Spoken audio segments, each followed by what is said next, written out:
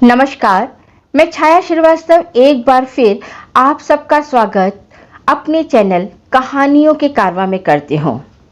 आज आप सबके लिए स्वामी विवेकानंद जी की किताब एजुकेशन लेकर प्रस्तुत हुई हूँ।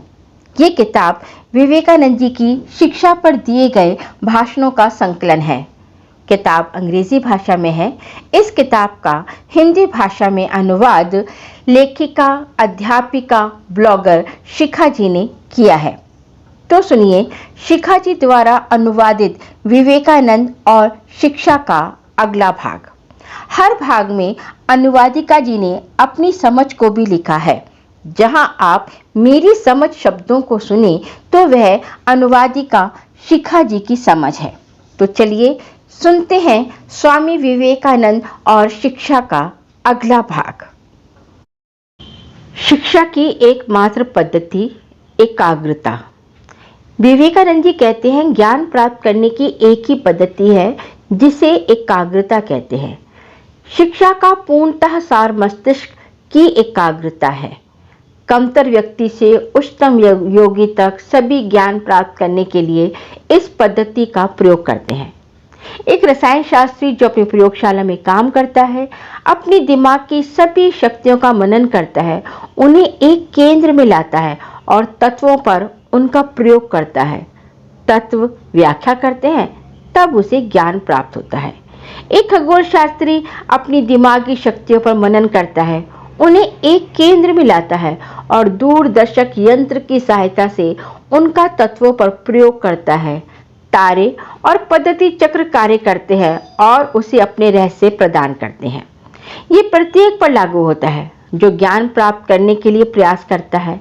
एक प्रोफेसर अपनी कुर्सी पर बैठकर या एक छात्र अपनी किताब से ज्ञान प्राप्त कर रहा हो।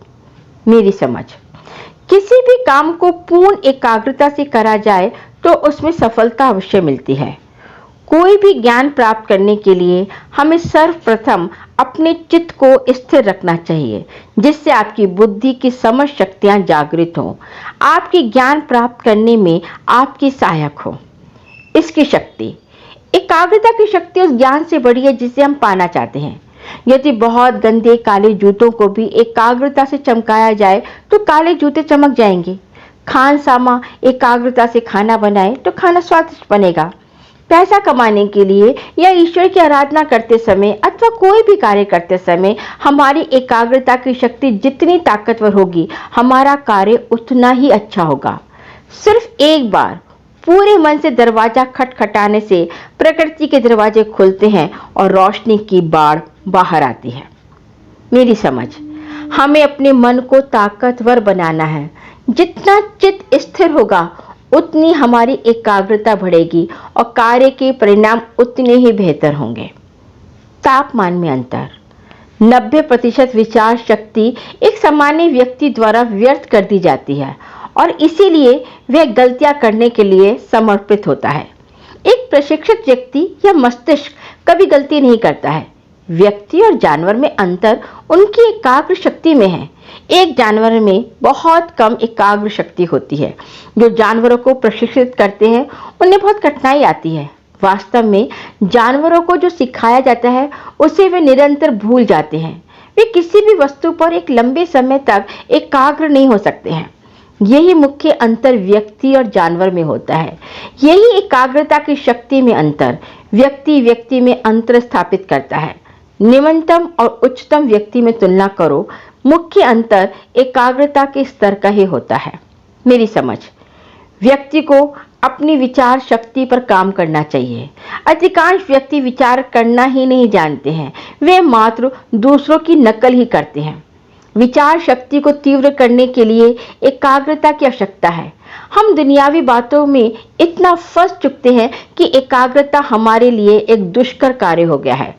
जब तक हम एकाग्र हों, अपने विचारों को एक केंद्र बिंदु पर लाकर मनन नहीं करेंगे, ज्ञान कैसे प्राप्त करेंगे?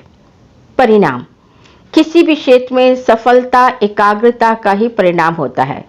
कला, संगीत इत्यादि में उच्च उपलब्धियां एकाग्रता का परिणाम है। जब हमारा मस्तिष्क एकाग्र होता है और हम अपने में लीन हो जाते हैं, तब हमारी समस्त अंतर शक्तियां हमारी सेवक होती हैं, ना कि मालिक। ग्रीक लोगों ने अपनी एकाग्रता का प्रयोग बाह्य संसार में किया और परिणाम स्वरूप कला और साहित्य इत्यादि में विशिष्टता प्राप्त की थी। हिंदुओं ने अपनी आंतरिक संसार स्वयं में उपस्थित लोगों पर एकाग्र होकर योगा के विज्ञान का विकास किया था। संसार अपने रहस्यों को देने के लिए तैयार है, यदि हम केवल जानते हो कि कैसे दस्तक दें, कैसे आवश्यक धक्का दें। धक्के की शक्ति और सामर्थ्य एकाग्रता से आते हैं। मेरी समझ, अपनी एकाग्र शक्ति को पा लिया तो संसार के रहस्य ज्ञान प्राप्त करने में कोई कठिनाई नहीं हो सकती है। तो ये था विवेकानंद जी के विचारों का एक अंश। उनके अगले विचार के लिए हम अगली मुलाकात में मिलते हैं। धन्यवाद।